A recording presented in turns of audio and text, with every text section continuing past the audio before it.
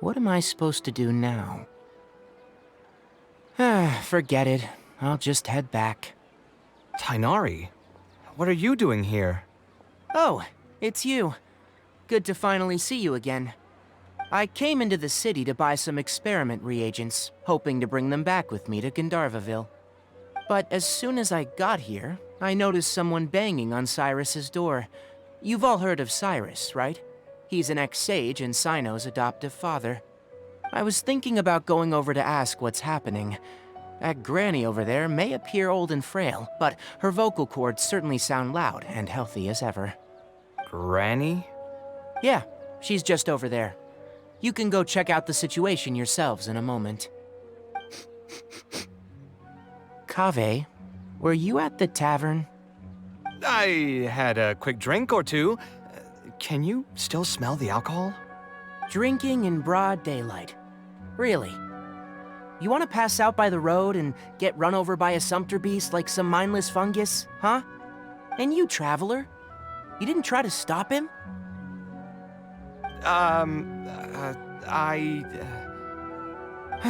You look like a wreck, Kaveh. What happened? Are you feeling down again? You know what? I'm hosting a meal at Pardistii tomorrow evening. Do you want to come? Huh? Oh, I had no idea. Let me think for a moment. I'll come if I can find some time. All right. Then I'll plan on reserving 2 seats for you. I'll be heading back to Gandharvaville for now. I have a feeling that argument over there is going to continue for quite some time. It might be best if we don't get involved. A granny who lives nearby. Let's go take a look.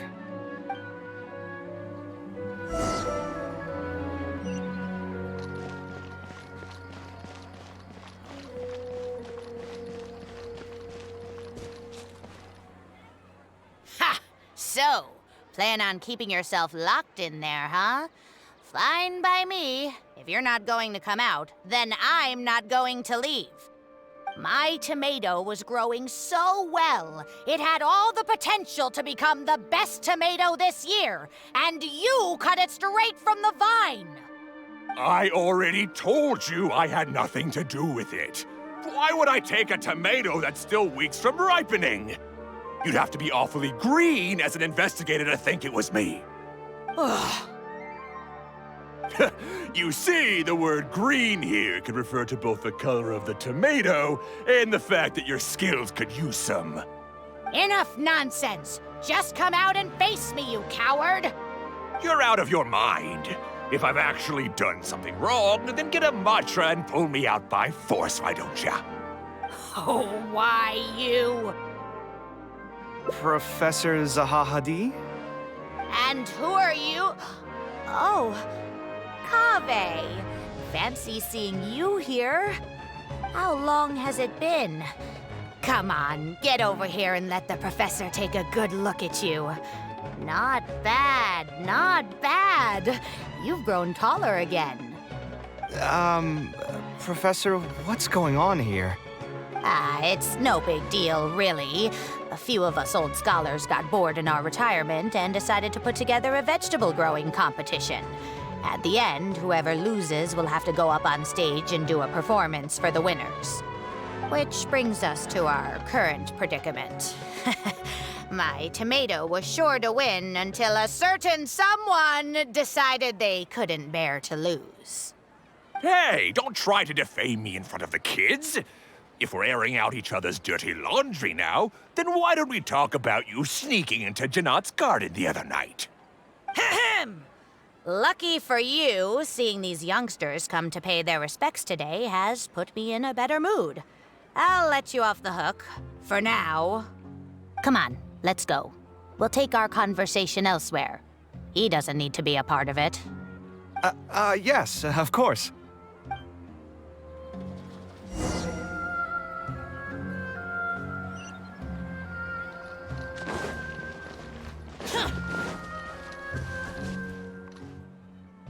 Is Faranak still doing well? Yes, as far as I know. She left for Fontaine some time ago and started a new life for herself. She's still doing work related to architecture, though. Ah, yes. I did hear about that. Did that upset you at all? No, not at all. She's already sacrificed a lot raising me as a single mother. That's good to hear. Your mother did struggle quite a bit those few years. It's probably a good thing that she found a new place to call home. Sometimes I wonder if things were harder for her because she was so beautiful. People were always drawn to her beauty first, only to realize she had a sensitive and vulnerable heart underneath. She was still quite young when she first joined my class as a student. Beautiful and radiant with her golden hair, yet quiet and single-minded. She seemed like a lass from some aristocratic house who was seeing the outside world for the first time. She had to make a lot of drastic changes in her life to raise you on her own. Even during her time in the academia, she was a thorough perfectionist. If she was unsatisfied with something she had made, she'd insist on redoing it, even if I was perfectly happy with it. She had many admirers, and they'd always fill up the first few rows of seats, hoping they could get closer to her sitting in the first row. If it were any of my other classes, you'd have found nobody sitting in the front. But every time I saw her, she was always in that same rigid pose. She'd have one hand on her forehead with the other clutching her pencil. Her eyebrows would be knitted in a frown as she concentrated on the blueprint in front of her. I'm sure she had many difficult moments in her life. How did she cope with the stress? I'm not too sure. She never talked about such things with me. She rarely opened up to other people, you know. I do remember one time, though, when she got into a heated argument with a friend. She said something I found very memorable. She said, "True art cannot be understood, but as an artist, I wish some people could understand its meaning and value."